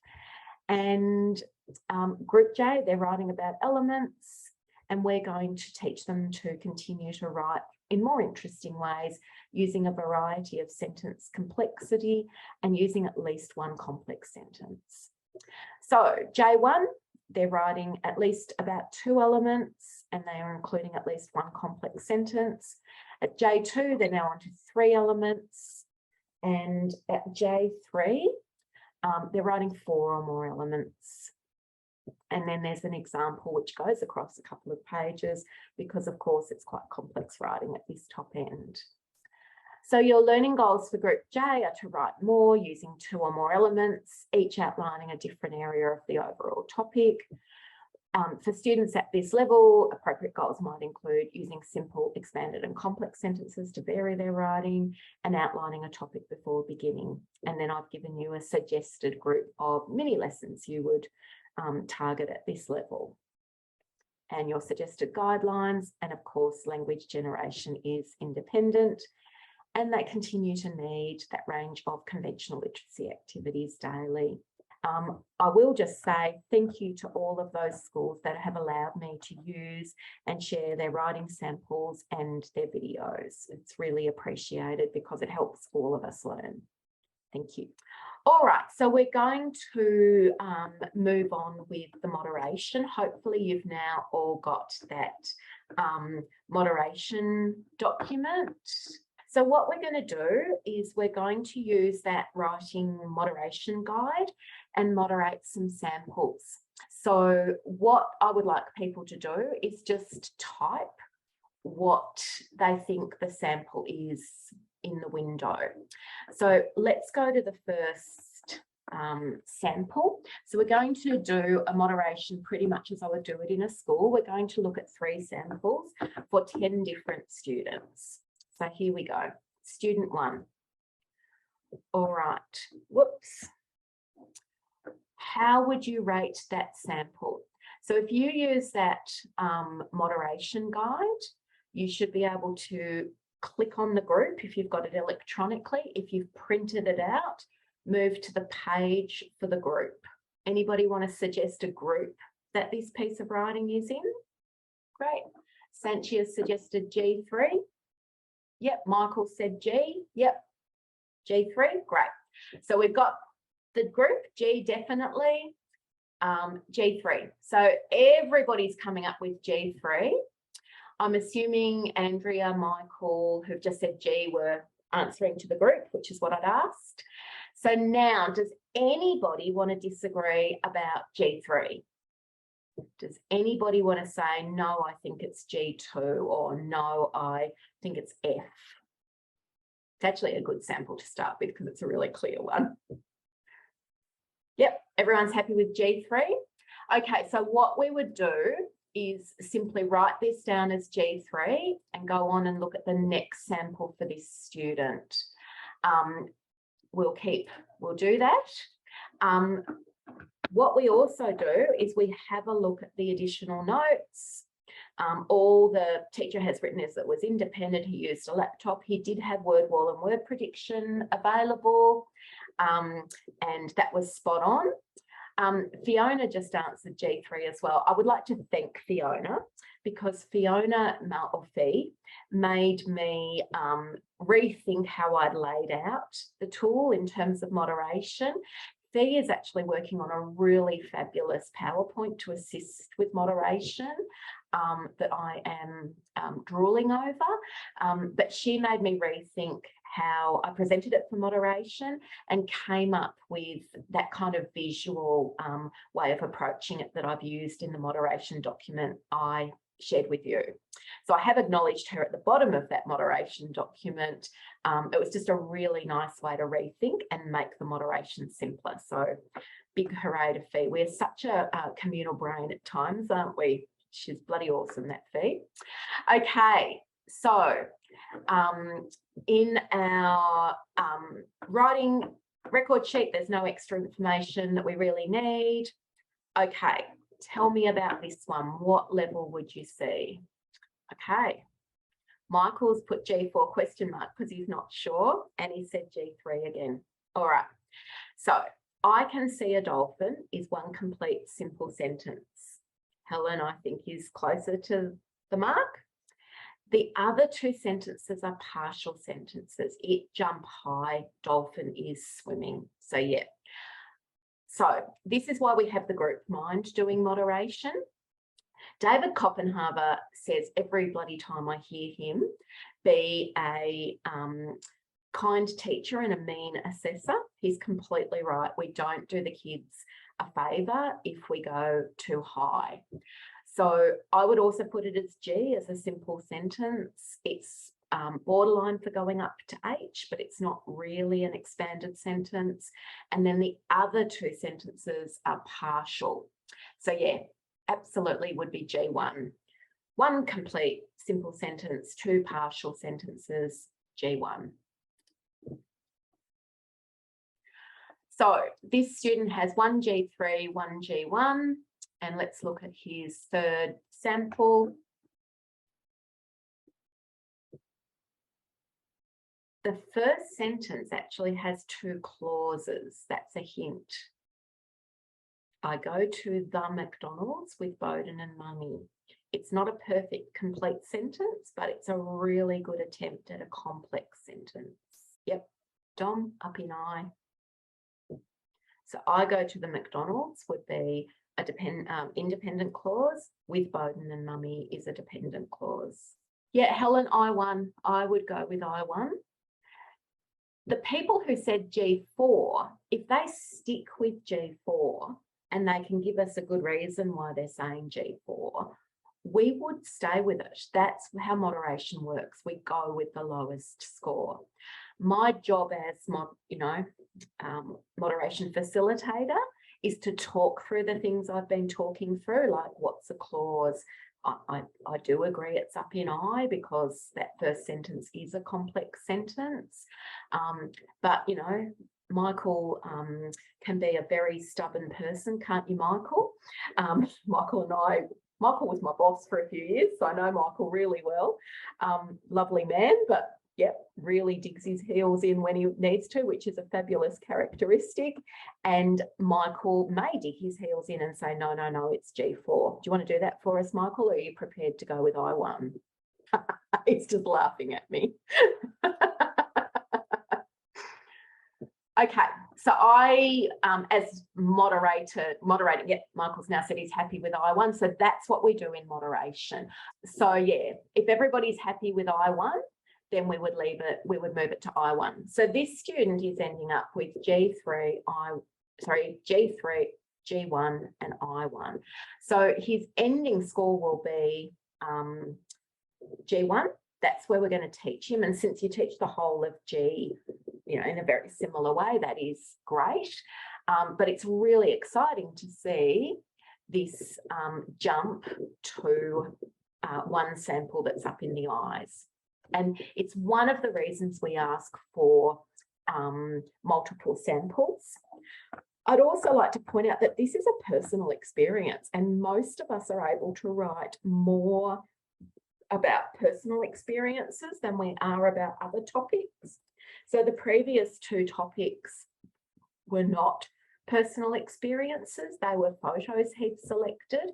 And so it's not that surprising that he writes better. That is also one of the reasons we ask for those 3 samples to be on different topics, because we have had students literally be levels and levels and levels ahead on their favourite topics or familiar topics.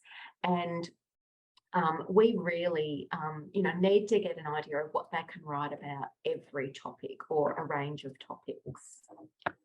Okay, let's do another student. Back to your front page of the moderation guide if you're using the physical one or the digital one. If you're using the digital one, click on the group you think best describes this sample. If you're using the physical one, change to that page and let me know what you think. E1? Yep.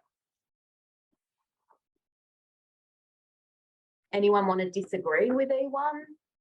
No. So we go with E1.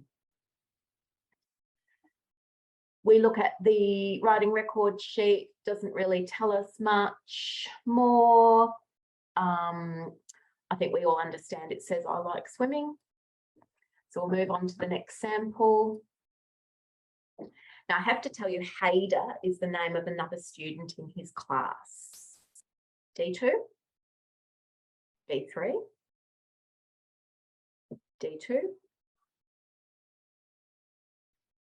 This is the sort of sample where we can often get a real spread of scores. I'm sure other people will be coming back with other answers. There is even an option of calling it an E because there is one intelligible word in there if you realise that he's writing about another student in his class. So it's the sort of sample in moderation we can have a really big debate about. When we look at the writing record sheet, you'll see it's supposed to say happy birthday, Hader. So I think, yeah, Michael's now said E1. I think we could go with E1.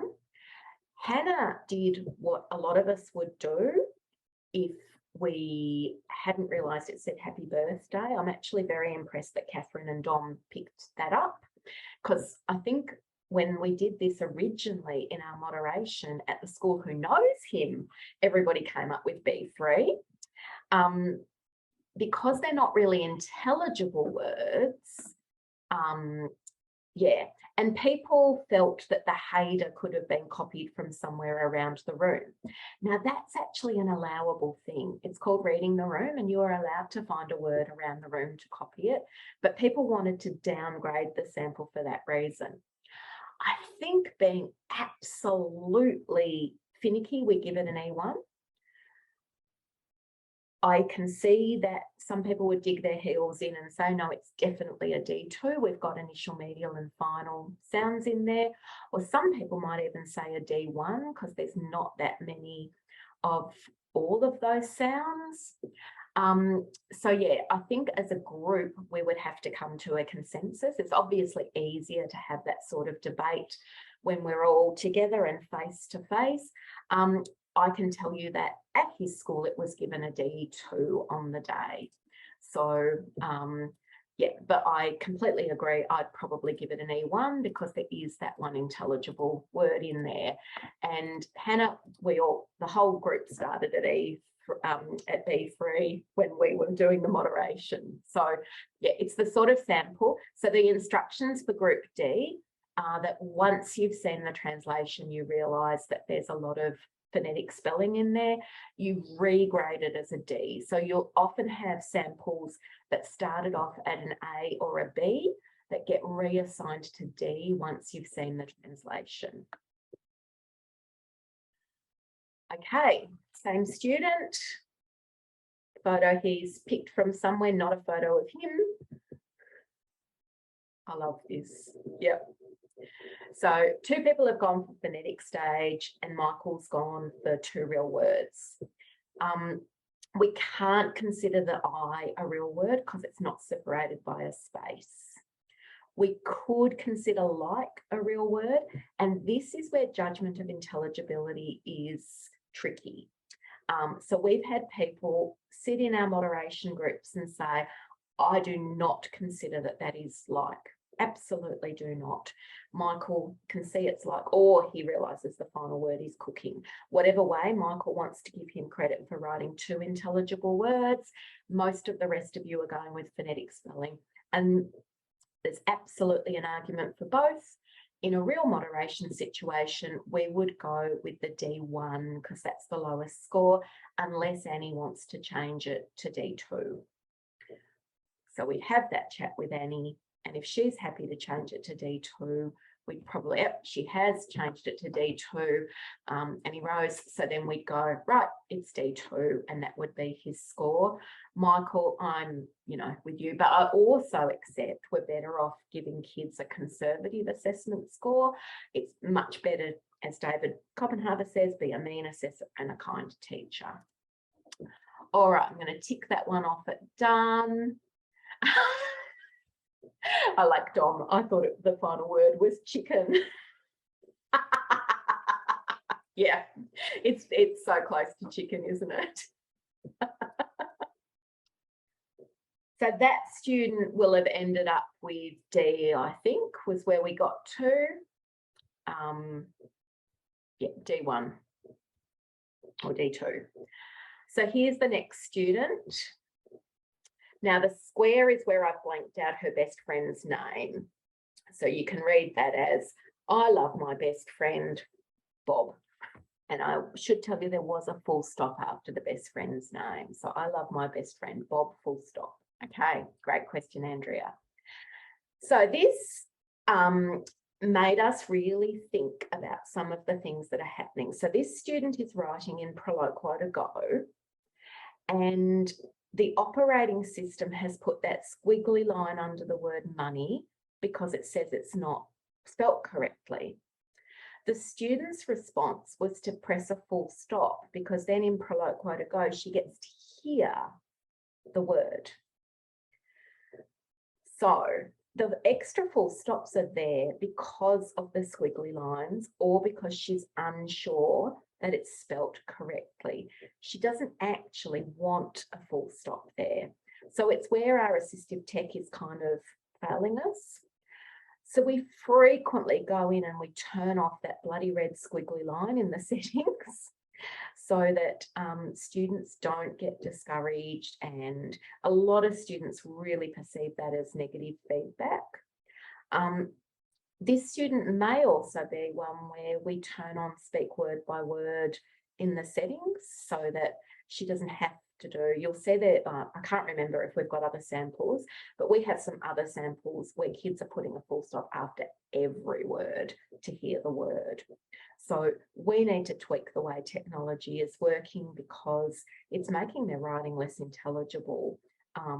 They're trying to pull in the supports they need, so we need to set that up for them in the settings. G3. And the good news about G is end punctuation is not that important till you get to H. Yep, I think we can just all agree it's G3. Good learning experience for us in how we're using the technology we have and how we need to tweak it to support students to be better writers. Okay, so we're going to go with G3 for that one. By chicken chips, they are yummy. Yeah, I guess it's the fact. Yep, so now we've got 2 people arguing that there's a conjunction in there. Yep. So, perfect. This is exactly what happens in a real life moderation. Does anyone want to move it up to H2? Does anyone who was G3 want to stick with that? I would say generally this student is more of a simple sentence person rather than expanded sentence person, but yeah, it's quite a long sample. Our biggest problem with putting it as H is that the punctuation just kind of disallows it. So Catherine's saying G4 because of the conjunction. Yep.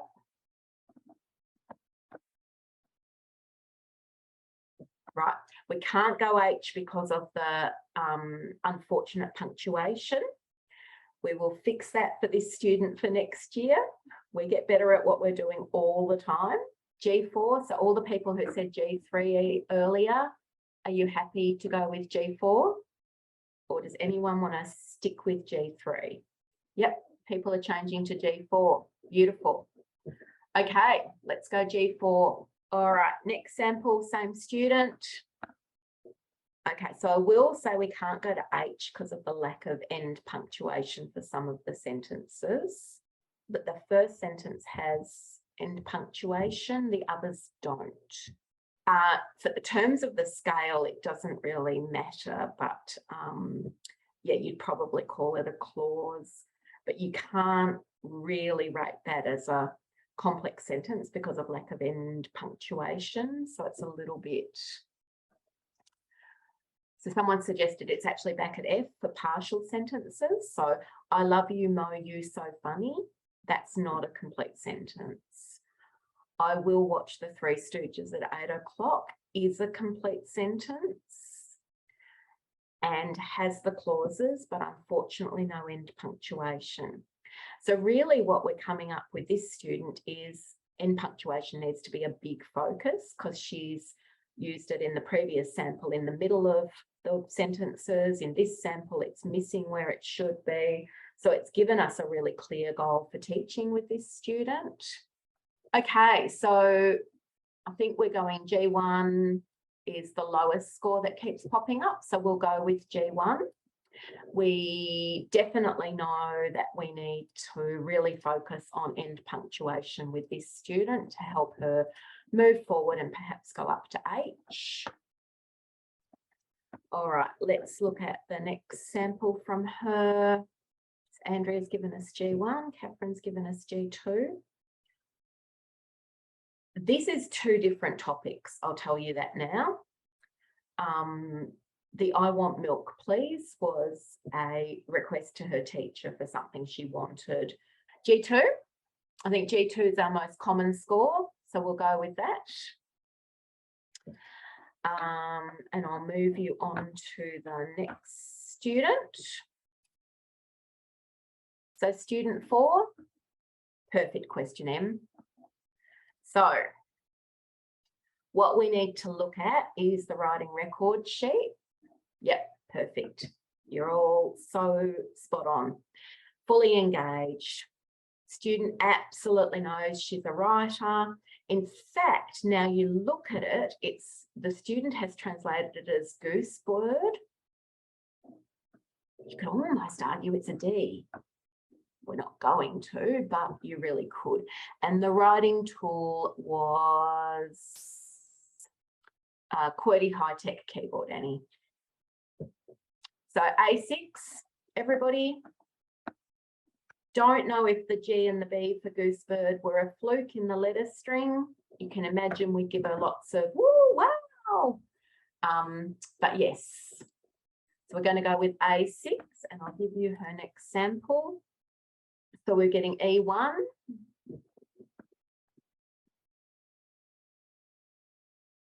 Anyone else? We're happy with E1? Yep, great. And so then if we look at the notes, it was supposed to say purple fish. We have got the F in there. We've got an S in there. Could have been a fluke. Don't know. He used QWERTY high-tech again. Word was available, but not word prediction. And he was fully engaged. But I think we're going E1. Okay, and his final sample. B2. Yep, I'd go with B2. And then we just double check what it was supposed to say, which was cat, dog, stop. Absolutely nothing in there that's phonetic for the translation cat, dog, stop. So clearly a B2 and we move on.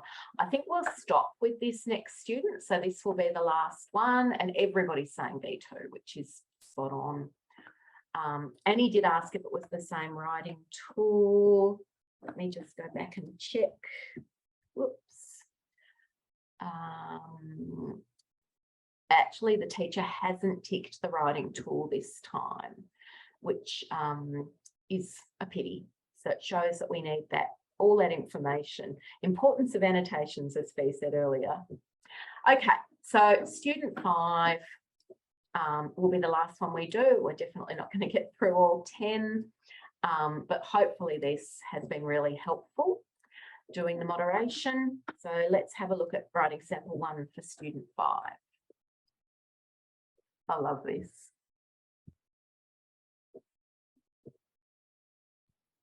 Okay, so majority of people are saying E1.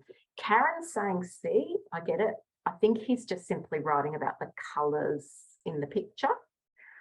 Michael's saying B, but we haven't got any spaces in there, so it wouldn't be a B. Most people are saying E1, and I go E1 or E2 myself. So yeah, he's trying to write E1, probably he's trying to write green, pink. He used a QWERTY, high tech, he didn't have word prediction or anything available. Yep, so that would be an E1. Let's have a look at the next sample. Lots of E2s.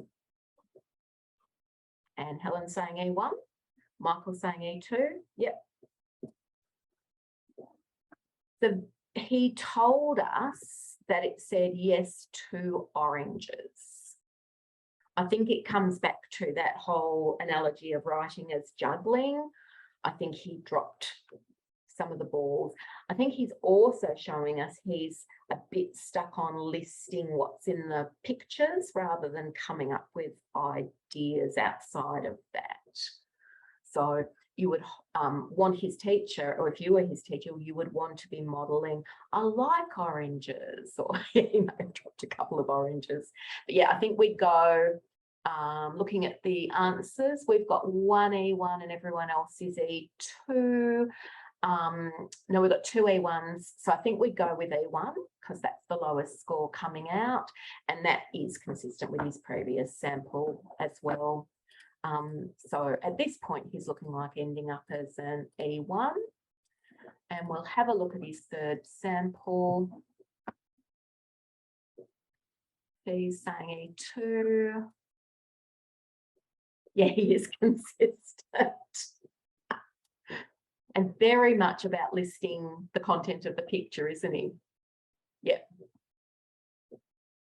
So this one would get E2, definitely. He'd end up as an E1 overall. And yeah, he's very consistent.